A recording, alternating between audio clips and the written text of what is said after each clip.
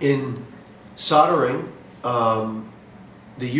typically the solder which is used is 50-50, meaning 50/50 over 60/40, 60/40.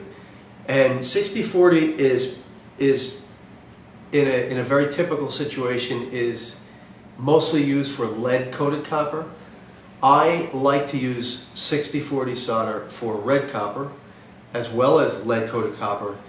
The solder is much harder and has greater strength, and I like to use it for red copper. 50/50 is fine for red copper.